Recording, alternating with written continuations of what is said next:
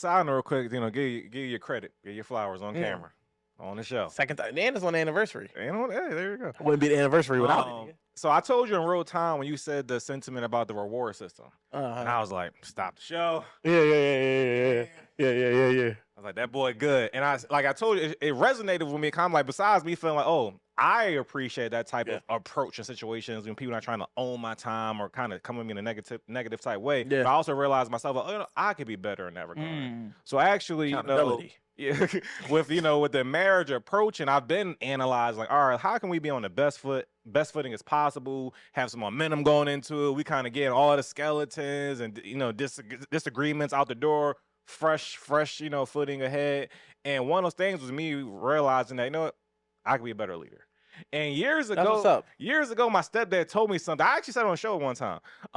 So a year later, it kind of clicked. Where, mind you, he divorced my mom, but whatever. So but one thing she didn't let him put his name on the deed. So like, fair. He paid all the bills.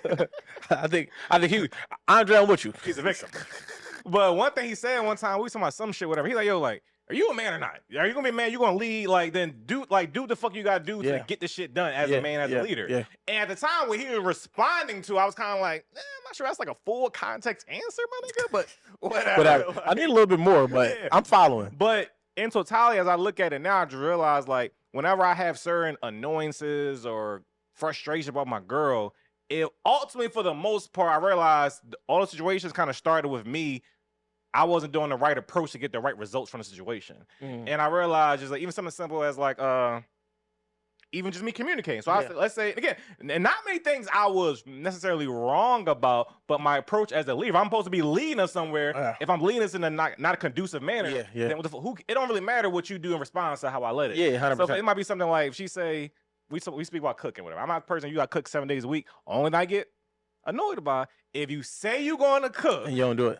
And you don't do it. Yeah. But to your point about what you order, what girl, what you piss on, what die type shit, instead of me being like, yo, like, babe, like, so why you didn't cook? Or I appreciate it when you do cook, when you do keep your word about it. Instead of being, yo, why you didn't cook? Just having an attitude about it. And not even maybe even communicating it. Because in my mind, it's you know what you said and you should have did it. Right. Well, I'm thinking it's not even a big deal. And I realizing all those like little passive things build up over time. 100%. And build. I don't want to say resentment. I have a resentment too deep of a level, whatever. Like just friction. Just unnecessary variables of friction. For sure. And I realized I had a good amount of things that once we talked it all out, and I realized a bunch of little ass bullshit. Nothing that was making me waver, but I realized it was just like clouding my mind. I was like, yo, none of that shit is even deep. It'll make you irritated, and it's like it'll start to test your patience because you got a track record of doing this. But if you just clean the slate after every incident, it's no track record. And I think that's where a lot of people, and it starts with me as the leader. And I just seen a quote that said, forget what you did for people while remembering what they did for you.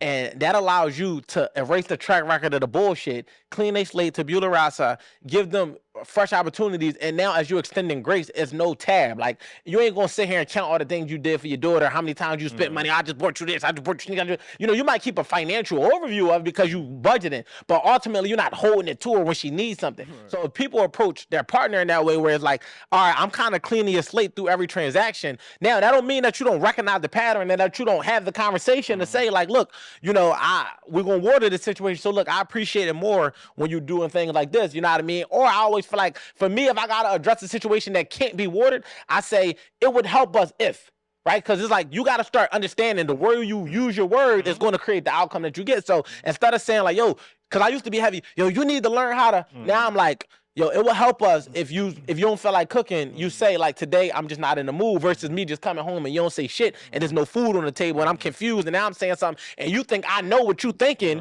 when you go through your little moments of not wanting to do something. I don't have I know we connected, but not in a telepathic way where it's like I got telekinesis, I just know what the fuck on your mind. So it's like, understanding, like, all right, instead of approaching like, yo, why you ain't do it? I'm like, yo, it would help us if you let me know that you're not in the mood so I can grab something to eat on my way home. So that way I could even bring you something so that we on one page at all times through all situations. So just remembering what people did for you while forgetting what you did for them allows for you to extend them that grace of being like, yo, you know what? I be irritated, but let me just remember the fact that they're still my partner because they did X, Y, and Z through all of these times. So this weighs feathers while this weighing motherfucking pounds. I'm gonna let the pounds take the lead in that, which is the good. You know what I'm saying? And what also made me really hold my L and really put it all on me is because I love her, I know she loved me, and I know that none of these things that had me irritable over time are intentional or even that deep or serious. So that's me not communicating and letting it build up or just taking it. You're having your moments. Yeah, exactly. Again, I'm not wrong for the situation, but I can, one, possibly approach it differently to 100%. troubleshoot us up and maybe having less actually. 100%, Instead of being like kind of just voicing our frustration and being like, yo, why the fuck did that happen? Versus, yo, how can we work together so it don't happen again? Because we want people to kind of like fail forward. It's like, I don't want to be addressing the same shit you fucked up on last week. Like, where have I already, and it's so funny because they could identify this within you. Like, they want you to get it the first time they say it. Why do I gotta keep saying that? If I said it one time, you should just get it. But when it's us, it's like they're expecting an immense amount of grace, an immense amount of patience. And it's just like, all right, cool, we'll give you that. You know what I mean? But at the same time, make it progressional. Like, let it be like, all right, cool, like you fucked up over here on Monday. Tuesday, you fucked up again, and I ain't tripping, but it was a different fuck up. But you gonna act like you ain't fuck up on Monday and then fuck up again on Tuesday, and then you wonder where my frustration come from.